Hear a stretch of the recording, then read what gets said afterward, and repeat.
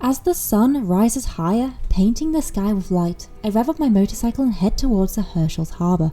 This bustling port is the gateway to Norway, a vital link connecting two Scandinavian nations. I join the queue of vehicles waiting to board the fjord line, a massive vessel that certainly makes one reflect upon human ingenuity. The morning's exploration of Hirtshals' eerie underground bunker had left me worn to the bone, yet there's no rest for an explorer like me. I steer my motorcycle, my trusty iron steed, onto the massive ferry that's about to cross the softly spoken waters of the North Sea from Hirtshals to Kristiansand in Norway. With every turn of the ratchet as I secure my motorcycle, I feel the pull of the Arctic Circle, the wild frontier, growing stronger and stronger. It's a call that's impossible to ignore, a siren song that sings of untamed landscapes and the thrill of discovery. Once on board, the journey of the ocean is an experience in itself. The North Sea, stretching out in its vast, majestic state, is a sight to behold. And as the ferry glides through the water, I find myself on deck, feeling the cool sea breeze against my face. The twinkling sight of the sunlight bouncing off the dock water in Hirtshals recedes into the distance, and the vast expanse of the ocean engulfs us. It's a humbling reminder that we are, at the end of the day, all at the mercy of nature. The deck, teeming with travellers, feels strangely comforting, even though I wasn't aware of who they were or where they were going, or if their stories were even that far different from mine. It was a background noise that I hadn't heard in a while, the kind of gentle murmurs you'd find in a supermarket, and for just a second I felt almost at home.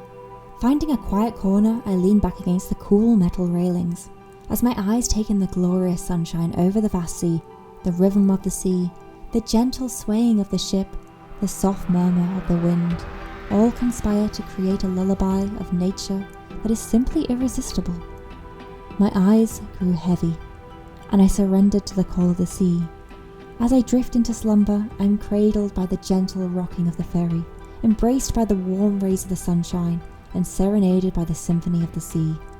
And under this endless blue sky, I fell asleep upon the deck of the ferry, my dreams filled with anticipation of the adventure that awaits me in Norway. The ethereal beauty, both daunting and inviting, as every wave carries me closer to the next chapter of my journey.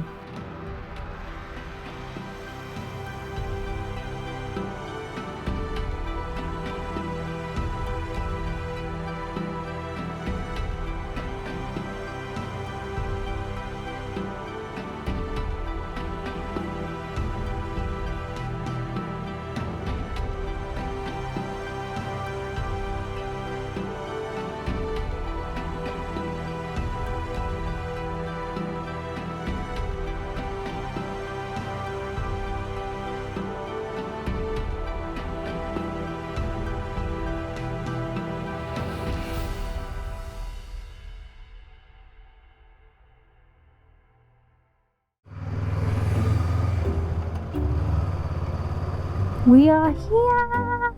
I would be more excited, but I've literally just woke up. Oh dear.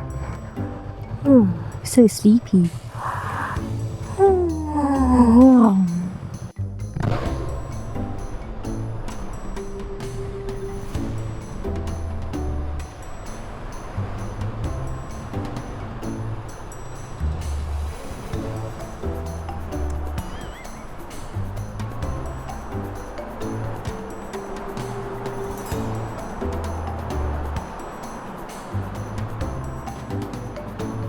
What the?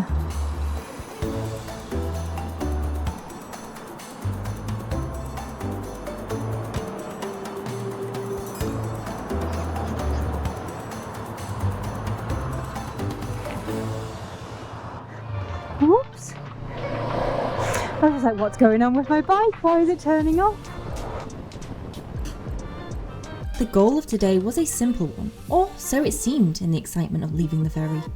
Fresh off the boat and with my boots firmly on Norwegian soil in Kristiansand, I had one destination in mind, a road I'd read about online, touted as one of the most beautiful wild camping spots in all of Scandinavia. But the universe, it seemed, had other plans. As soon as my wheels hit the road, the skies darkened and a drizzle began to fall.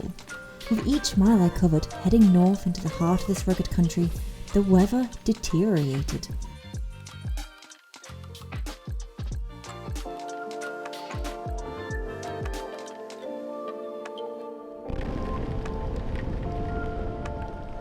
What started as a gentle, moody rain turned into a relentless downpour, soaking through my gear and chilling me to the bone.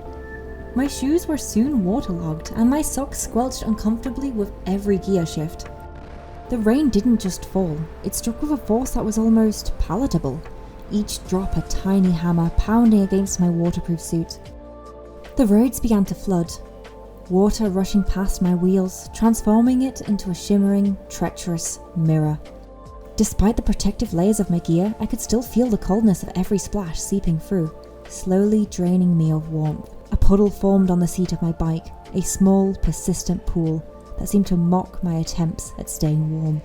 As I navigated the increasingly waterlogged road, I couldn't help but marvel at the harsh beauty of the landscape around me.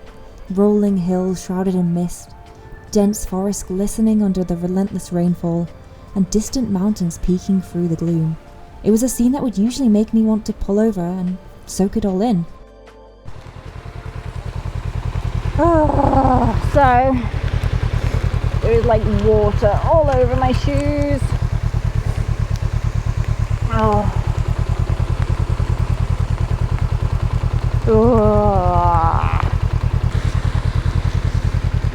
Onwards and upwards, I guess. Look at that view, guys. But today, the rain dictated the pace. It urged me onwards, allowing no time for idle admiration. Yet even as I focused on the road ahead, I couldn't ignore the wild beauty around me. A petrol station provided temporary respite from the harsh weather. The idea of setting up camp in these conditions was far from appealing. No one wants to wild camp in the rain. Yet there was something about the challenge, about sticking to my plan, that just felt right. With a fresh resolve, I pulled out a new pair of waterproof socks gifted to me by Oxford before the trip. They were a stark contrast to the wet, soggy pair I'd been wearing, and as I slipped them on, I had a new sense of determination wash over me. This is what the journey was all about, after all: facing the odds, braving the elements, and sometimes being a little uncomfortable. It's not bad. What am I doing with my life? I'm still in two minds about whether I want to wild camp tonight.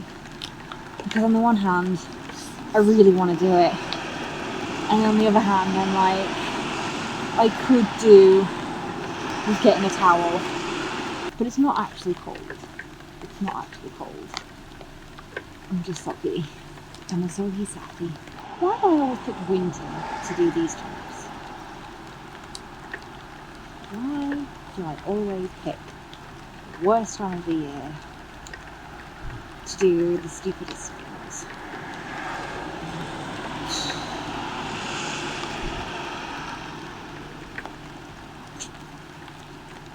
It's funny though, isn't it?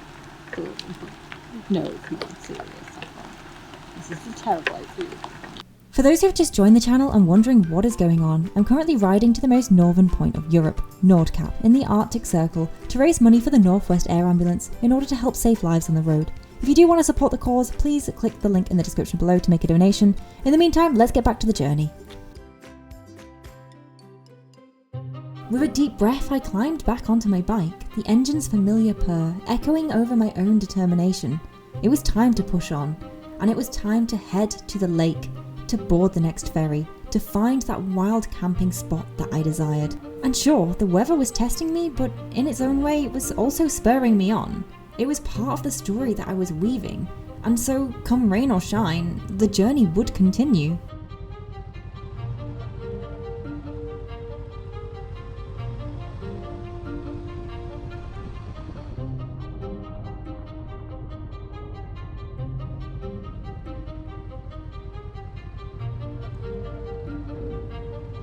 Reaching the wild camping spot was a journey in itself, a mini expedition that took me across a lake, through several tunnels and over a large bridge.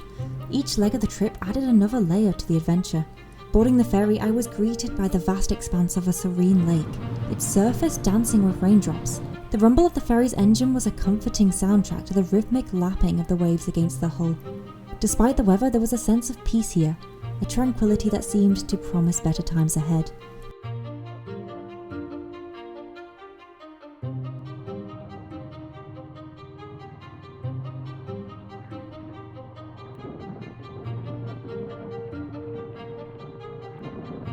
Emerging from the last tunnel, I found myself on a narrow mountain road, winding its way through the rugged landscape, like a ribbon rolling off a table in the shop of a seamstress. It was just wide enough for 2 vehicles to pass, but I encountered no traffic.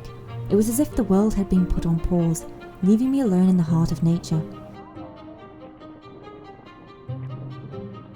As the miles rolled by, the rain began to ease off, its relentless assault slowly giving way to a soft drizzle. It was little consolation to my already soaked boots, but it did bring a glimmer of hope. The road snaked its way between towering cliff faces that hung ominously over the route. Their sheer magnitude, accentuated by the creeping mist, lent an almost magical aura to the journey. As I rode beneath their shadow, I felt in awe.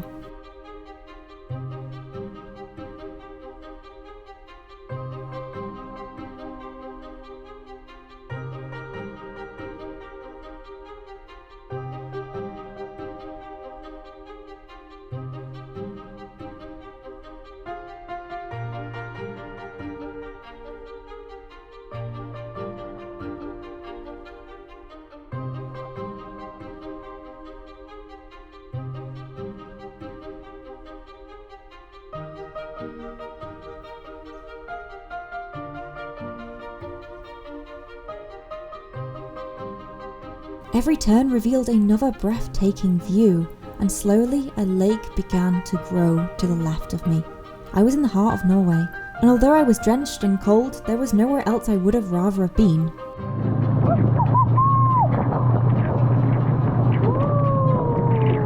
And the same could be said for the 2 bikers I happened to encounter in the same spot that I wanted to camp. As a traveller, you naturally meet a lot of people on the road. However, as a lone rider, when you're wild camping in any location, you have to make a detailed assessment of the situation in a very short space of time. For me, this means doing a vibe check before assuming it's safe to set up base. I operate on the basis that if at any point I don't feel safe, I just leave. Even if you're not at risk, the feeling of being at risk means you won't get a good night's sleep. It's better to be wrong and wake up refreshed. On this occasion, the bikers I pulled up alongside passed the vibe check, and they were really excited to put the kettle on and share a brew. How are you? Oh, I'm tired. It's all day rain. Yeah, I get to the petrol station and I take my shoes off and I'm like, shh. Where are you from? England? Oh, nice. Yeah. After setting up base, the last task of the evening was to collect water to make a brew, and do nothing more than enjoy the view.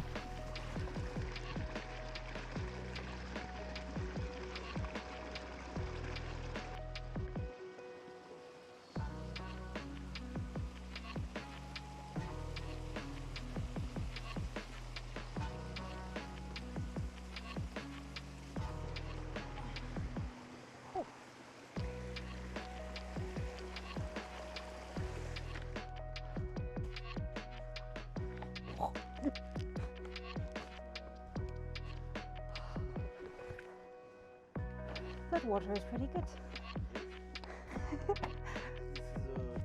Yeah.